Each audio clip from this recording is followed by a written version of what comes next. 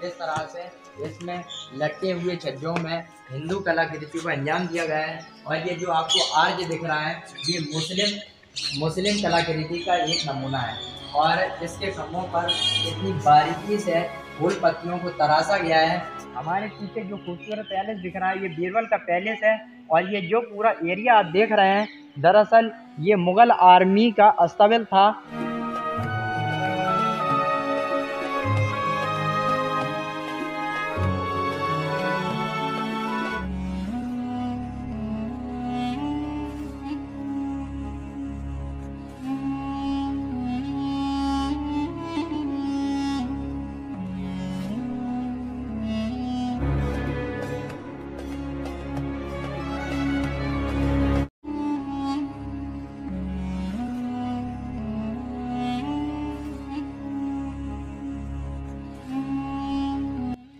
Welcome back to another blog. तो कैसे हैं आप लोग? मैं हूं मोहम्मद इमरान और आप लोग हमारे साथ हैं फतेहपुर सीकरी के एक और खूबसूरत महल में। कहते हैं कि ये जो महल है वो पहले मरियम और रुकैया सुल्तान बेगम का महल था।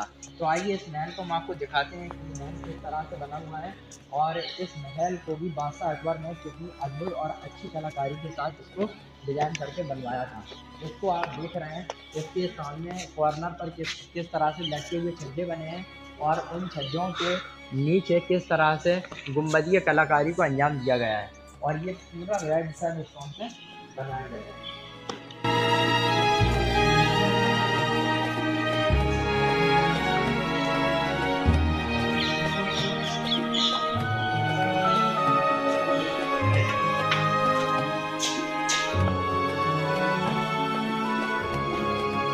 ये जो मकबरा है अंदर से पूरा लाल पत्थर से ही बनाया गया है।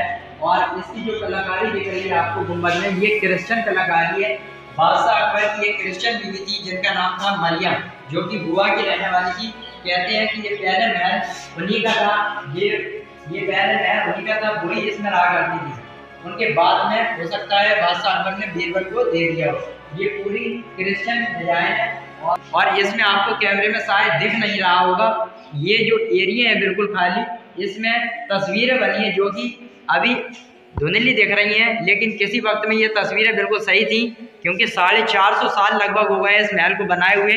तो ये तस्वीरें भी मिट गई हैं, लेकिन इस तस्वीरों में भी इंसानों के बिल्कुल सजीव चित्र को उकेरा गया है। और ये महल जो है वो पूरा बेहतर और अच्छे डिजाइन करके बनाया गया है। और इसके सामने आपको जाली दिख रही होगी जो कि लाल पत्थर को तराश कर बनाई गई है। और इसके अंदर जो आपको ये कमरे दिख रहे हैं ये भी बड़ी मजबूती से बनाए गए हैं। और ये सामने जो आपको कमरा दिख रहा है, सर्दियों के मौसम में बादशाह अकबर की मरियम बीवी इसी कमरे में रहा करती थी।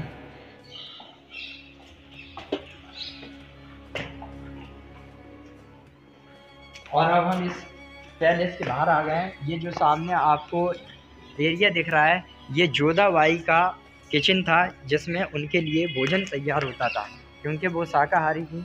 और उनके लिए बादशाह अकबर ने शाकाहारी एक सेपरेट किचन का इंतज़ाम किया था। ये जो आपको किचन दिख रहा है ये जोधाबाई के लिए था, जहाँ पर उनके लिए पूर्णतः शाकाहारी खाना तैयार किया जाता था।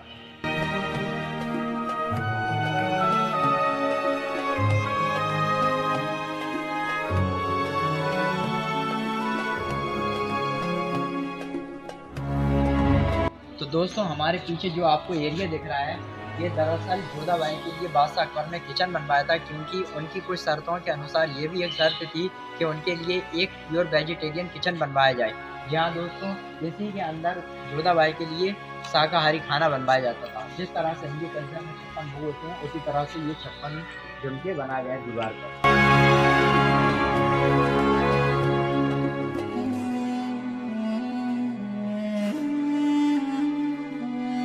जो आपको मेरे पीछे का एरिया दिख रहा है दरअसल ये भी एक किचन है, जो कि बादशाह अकबर की मुस्लिम बीवी थी रुकैया सुल्तान, उनके लिए यहाँ पर नॉन वेजिटेरियन किचन बनाया गया था, जहाँ पर उनके लिए नॉन वेजिटेरियन खाना बनकर तैयार होता था।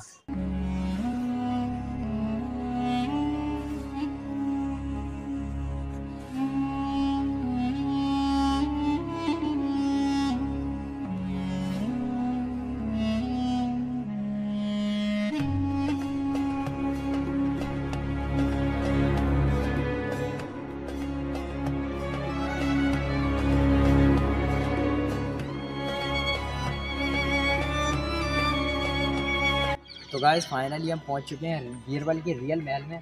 जी हाँ दोस्तों, ये जो हमारे पीछे आपको दिख रहा है ये बीरबल का महल है। और अभी हम जिस महल को एक्सप्लोर कर रहे थे वो मरियम का महल था, लेकिन कुछ लोग उसे भी बीरबल का महल कहते हैं। तो आइए इस महल को एक्सप्लोर करते हैं और इसकी जो खूबसूरती है आपको दिखाते हैं। ये बेहतर कलाकारी से बनाया गया है। आपको दिख रहा होगा इसमें मुग़ल और हिंदू दोनों ही शैलियों का अंजाम दिया गया है। इस तरह से इसमें लटके हुए छज्जों में हिंदू कलाकृति को अंजाम दिया गया है। और ये जो आपको आर्च दिख रहा है ये मुस्लिम कलाकृति का एक नमूना है। और इसके खम्भों पर इतनी बारीकी से फूल पत्तियों को तराशा गया है, आपको दिख सकता है। आप देख सकते हैं कि इसके गुंबद में इसके जो आर्च है गेट का, उसमें किस तरह से गुंबद लटके हुए हैं। तो आइए दोस्तों इस महल के अंदर चलते हैं और यहाँ तक कि इसकी दीवारों पर नहीं बल्कि इसकी सीलिंग पर भी कितनी खूबसूरती से कलाकृति की गई है और फूल पत्तियों और गमलों को बनाया गया है। और ये महल बीरबल के लिए बनाया गया था। बीरबल अकबर के 9 रत्नों में से एक थे, जिनको ये सर्फ हासिल हुआ कि वो अकबर के 9 रत्न थे। बादशाह अकबर के 9 रत्न का मतलब है अकबर के 9 मिनिस्टर यानी कि 9 मंत्री। अकबर के 9 मंत्री थे क्योंकि बादशाह अकबर पढ़े लिखे नहीं थे। इसी वजह से बादशाह अकबर समय समय पर अपने 9 मंत्रियों से राय लिया करते थे राज्य को चलाने की। और जो बीरबल थे वो बहुत बुद्धिमानी थे, इसलिए बादशाह अकबर ने एक खूबसूरत महल बीरबल को बनाकर दिया। तो आइए दोस्तों इसके सेंटर में चलते हैं और इसके सेंटर में चलकर आपको दिख रहा होगा इसकी सीलिंग में गोलाकार फूल बनाए गए हैं और लटके हुए ये जो आपको दिख रहे हैं पिलर टाइप के, कितनी खूबसूरती से इसमें प्यालों को बनाया गया है। और ये जो आपको गेट दिख रहा है, इस गेट में कितनी खूबसूरती से कलाकृति की गई है, जो कि मुगल काल में एक बनाई गई अद्भुत कलाकृति का नमूना है।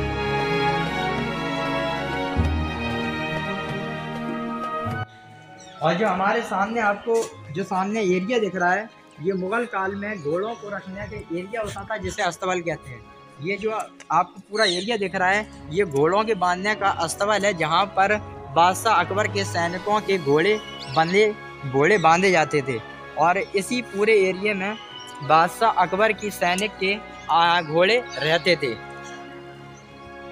दरअसल बीरबल का नाम महेश दास था। बादशाह अकबर ने उनकी तर्क शक्ति से प्रभावित होकर उनको बीरबल का नाम उपाधि में दिया था। हमारे पीछे जो खूबसूरत पैलेस दिख रहा है ये बीरबल का पैलेस है। और ये जो पूरा एरिया आप देख रहे हैं दरअसल ये मुग़ल आर्मी का अस्तबल था, जहाँ पर उनकी आर्मी के घोड़ों को बांधा जाता था। और जो आपको गोलाकार यहाँ पर पत्थरों में गोलाकार होल दिख रहे हैं, इन्हीं होलों में घोड़े बांधे जाते थे। और जो आपको सामने ये आपको अलमारी दिख रही हैं, यहीं पर घोड़ों के खाने की जगह होती थी, जहाँ पर घोड़े अपना दाना और अपनी घास फूस खाया करते थे। और ये पूरा एरिया आपको दिख रहा है कितना ह्यूज है और बहुत ही बड़े एरिया में मुगल आर्मी के लिए ये अस्तबल बनाया गया था। बादशाह अकबर ने 1571 में फतेहपुर सीकरी को बनाना शुरू किया था और ये 1582 में बनकर तैयार हुआ था।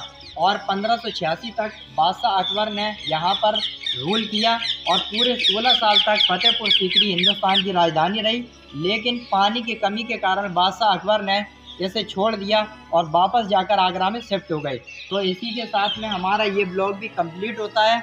आई होप आपको हमारा ये ब्लॉग पसंद आएगा। हमने अपनी पूरी ताकत और पूरी नॉलेज झोंकी है इस ब्लॉग को कंप्लीट करने में। तो आप लोग हमें सपोर्ट करते रहिए और हमारे चैनल को एक बार ज़रूर सब्सक्राइब कर लें, ताकि आपको इसी तरह से हमारे नए नए ब्लॉग आप तक मिलते रहें।